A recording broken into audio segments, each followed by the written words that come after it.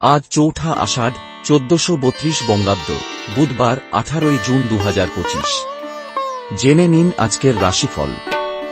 মেষ রাশি, আজ অপ্রত্যাশিত অর্থলাভের যোগ আছে। বৃষ রাশি, সন্তানের স্বাস্থ্যের দিকে নজর দিন।